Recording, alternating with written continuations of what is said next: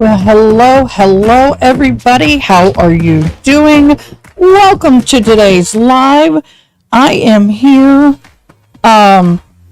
waiting for trial to start.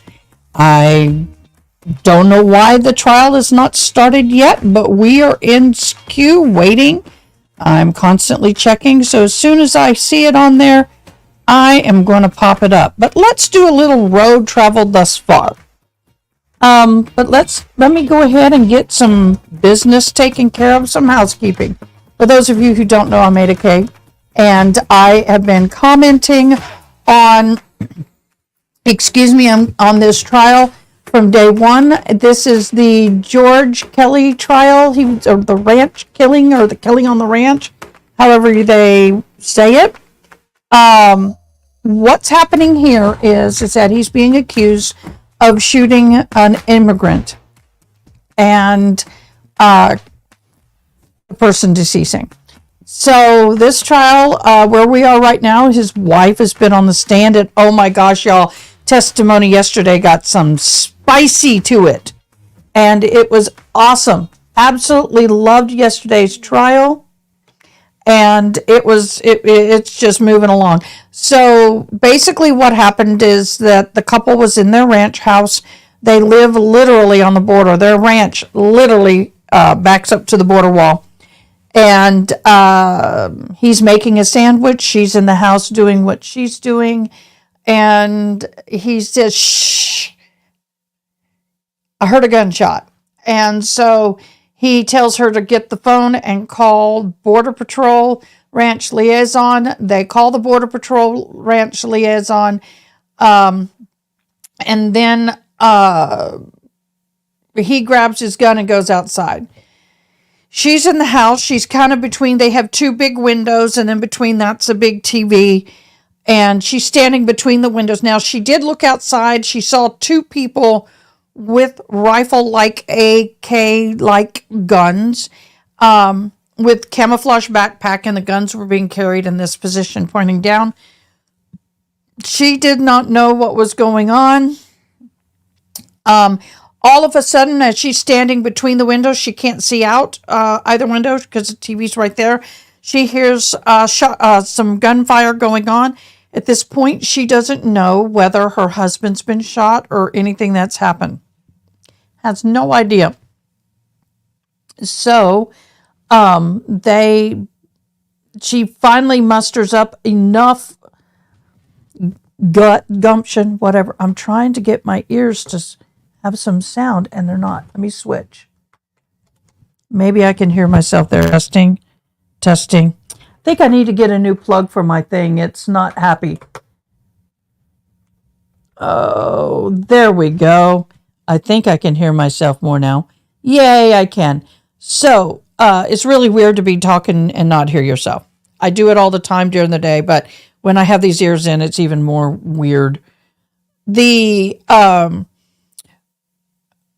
Mr. Kelly went outside, and he said he saw a person, and he shot warning shots up in the air, and the prosecution is alleging he actually aimed and shot the victim. They're not even alleging that he shot up in the air and the bullet actually came down and hit the person. The reason is because the entrance is here and the exit's here, so there's no way that would have happened. So he's actually being accused of shooting, like purposefully shooting the victim in this case. It got real spicy, y'all. It really did get spicy. So we are waiting to find out what's going to happen for the rest of the testimony this morning. So after he shot up in the air, Border Patrol showed up. Now, Miss Kelly stayed in the house. Now, she had a gun in the house. She says she didn't feel the need to leave the house. And so she did not. And when Border Patrol showed up, she opened the door and said, "He's down by the barn." Now, he did get to the barn. He did call and check on her from the barn. And then Border Patrol came and they investigated. They looked around. They didn't find anybody. They didn't see anybody. So, long story short, they leave.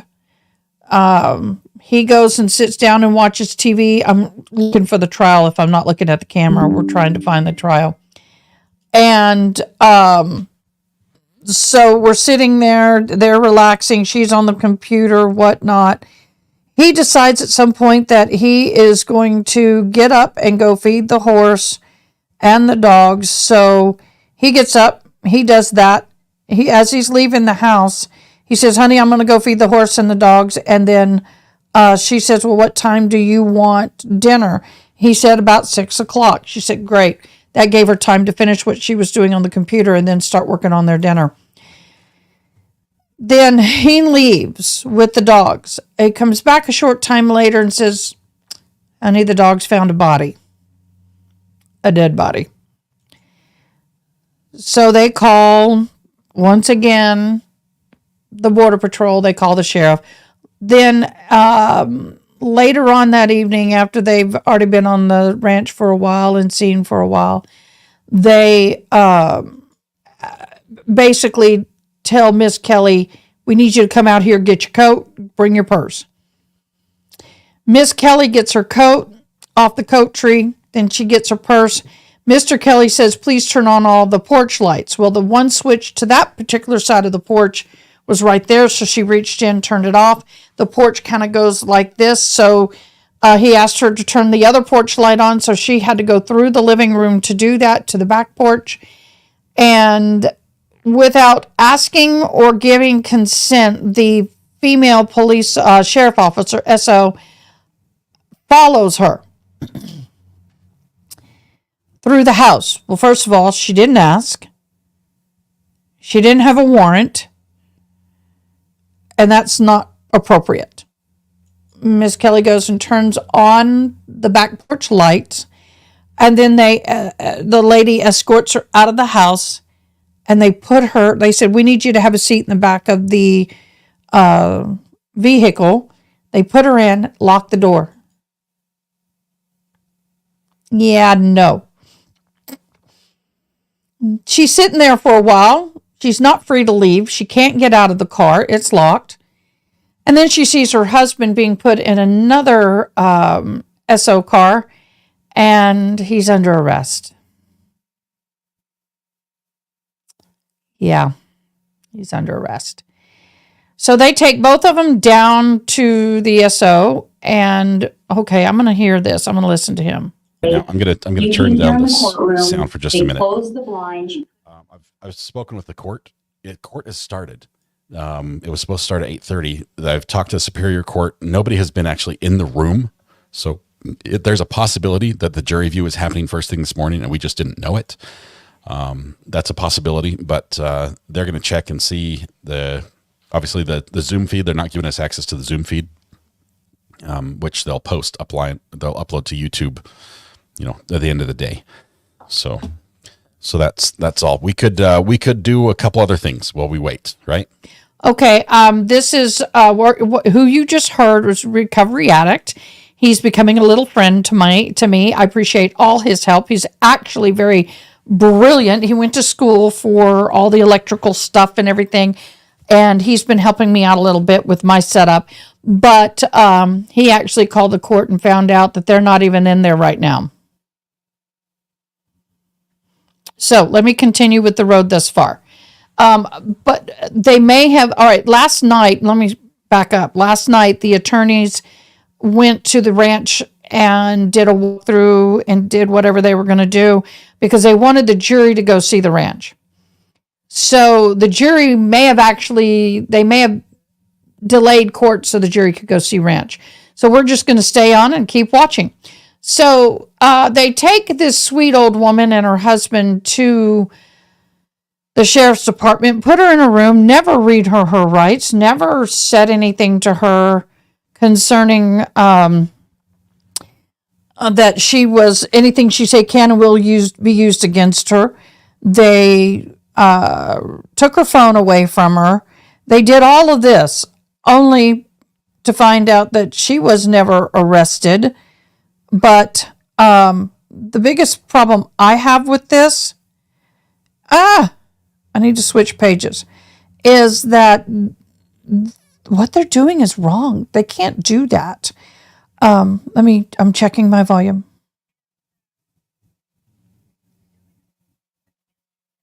Okay, I sound good. I usually do that as soon as I come on, but I hopped on. So unfortunately, she sits there and they're asking her questions. And, once again, you got to understand of that generation. She's 70 odd years old. He, I know, is 75 now. Back then, that generation, if a police officer asks you questions, you answer it. She doesn't know the law. She doesn't know her rights. She doesn't know any of that. And so she's trying to be as helpful as possible. Well, let's look back on this. She's still kind of in shock. She's confused a little bit about what's going on because her husband in her mind, did not shoot these people. And you've got different people, you got Border Patrol, you got Sheriff, you got all these people asking you questions, and it's really disconcerting. It's late at night. They finally take her home at 2 a.m. Now, mind you, she was asked by the attorney, were you free to leave? No. Now, she was called by the prosecution as a hostile witness, basically, and all they were trying to do yesterday was to impeach her.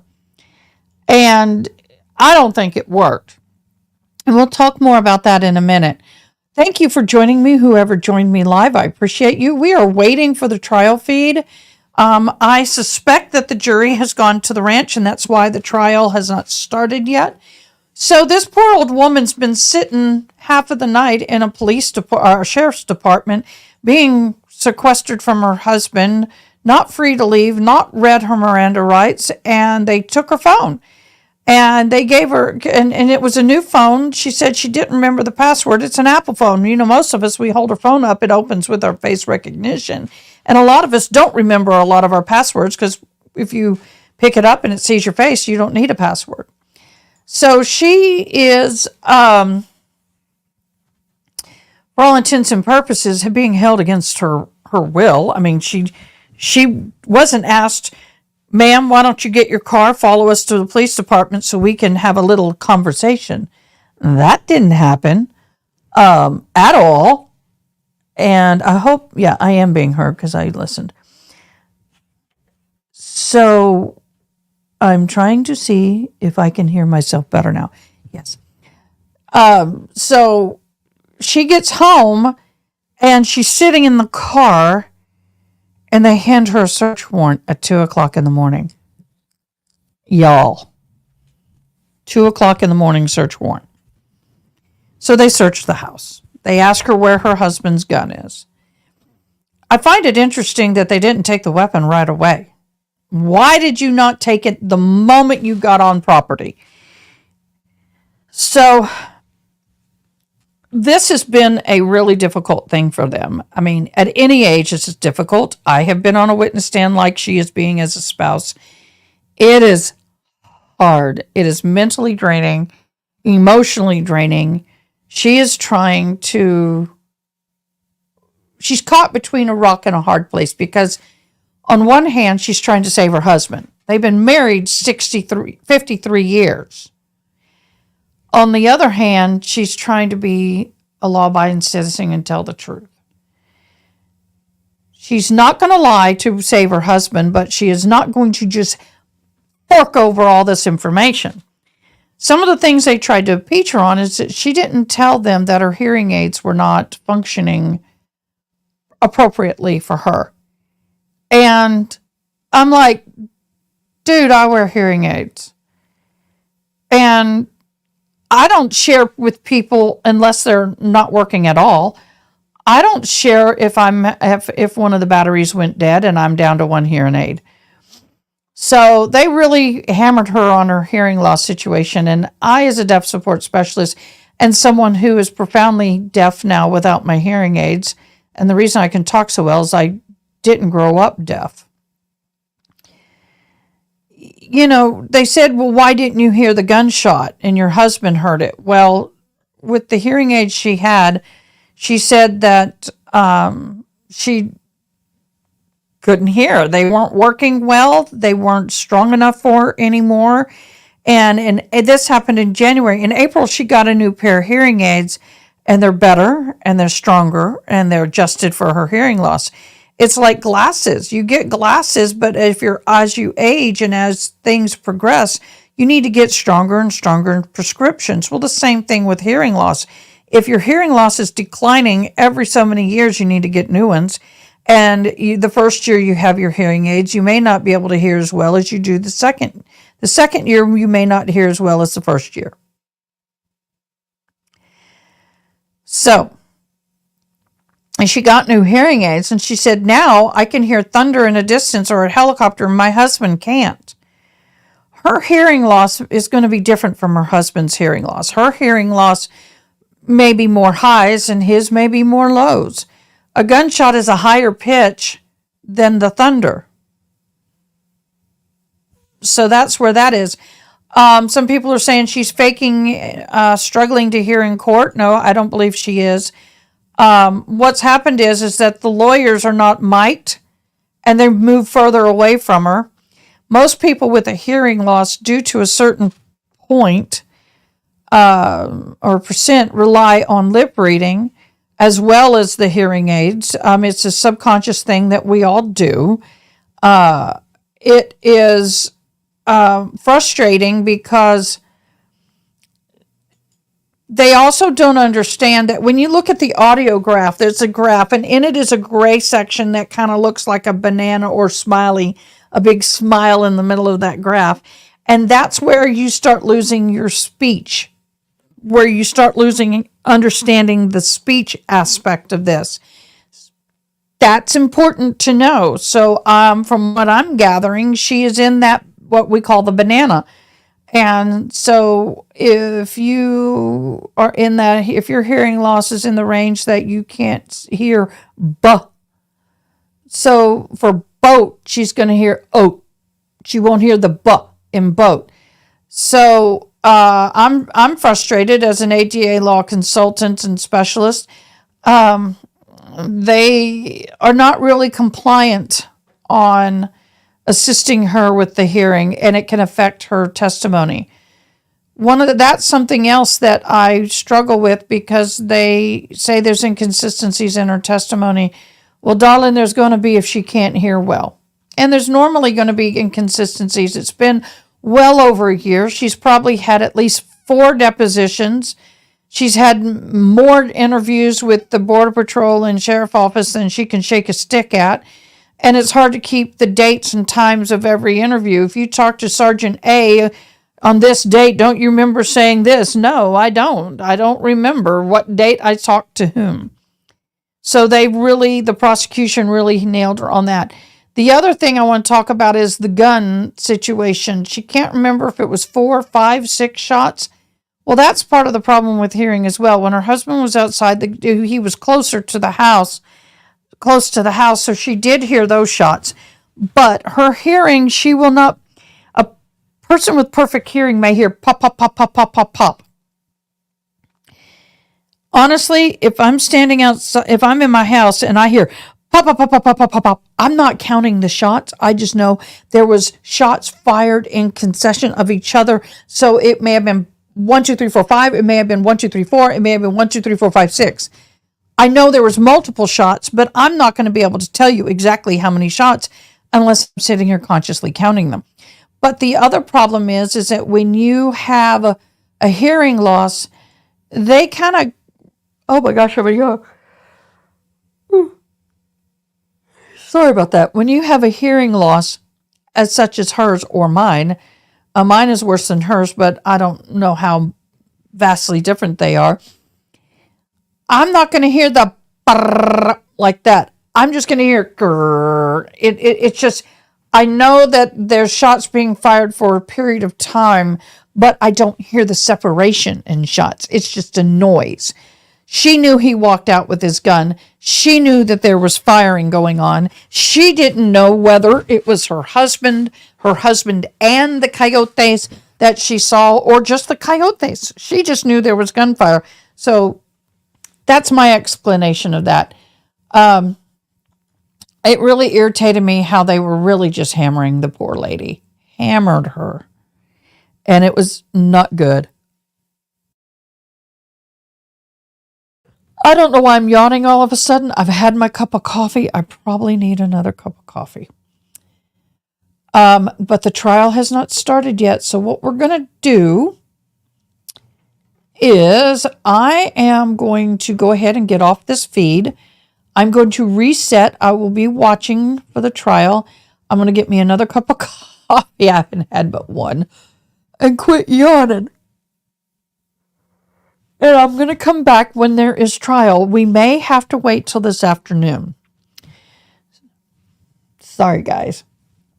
So thank you for listening.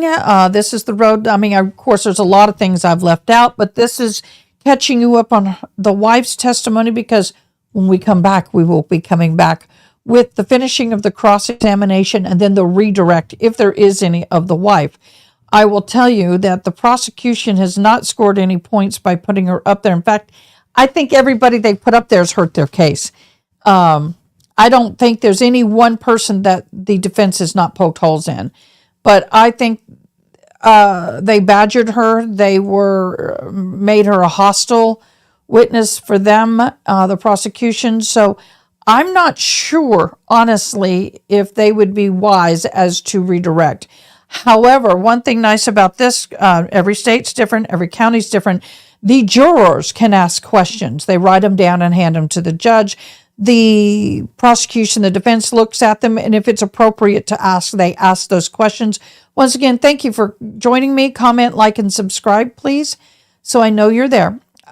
So this sweet old lady is going to come back to the stand when they get back into court. I'm suspecting the reason why we don't have a court feed yet is that they have decided to have the jury, and I know I'm looking off because I'm checking for the court feed. They have decided, I think, to have the jury go out this morning and do the tour of the ranch so they can get an idea, see the distance, see the vegetation. Although it is springtime, it's going to be just slightly more, the trees are going to have the foliage where in January they did not. But at least they can walk around, they can look, they can see where they suspect Mr. Kelly was standing. They don't even have the exact spot where he was standing when the shots were fired. They just have where the casings fell. And once again, if you shoot straight, the casings are going to shoot one way. If you shoot straight up, they're going to shoot another direction. And that wasn't even addressed in the ballistics. I was shocked about that. No one went out there with a gun and shot the gun straight and tested where the casing fell. I would also shoot straight up to see where the casing fell. And they didn't do any of those kind of testing, which to me is vital. They didn't do any laser forensic where they measure Mr. Kelly from the shoulder down to find out how high that gun would have been, put a laser beam at the point and then point it to see if the laser beam would hit exactly where the body fell without being skewed by any of the foliage or, if it was a clear shot. They didn't do any of that. So that's why I'm saying the defense is poking a lot of holes. So with that, I shall return for the next stream as soon as we have a court feed. And I hope that everybody until then has a great morning. For those of you who don't know, I do live in the Kerrville area where the eclipse is oh my gosh, the town of 24,000 people is expanding to over 100,000 people. It is madness, mayhem. It's already starting. And so Monday, thank God there's no trial, but the day of the eclipse, because I won't be able to stream because I can't even get to my podcast room because I won't have access because they're shutting down the roads. So luckily, Tuesday will be another day. But so yeah, it's crazy where I live right now. Okay, y'all, I'll see you when court comes in.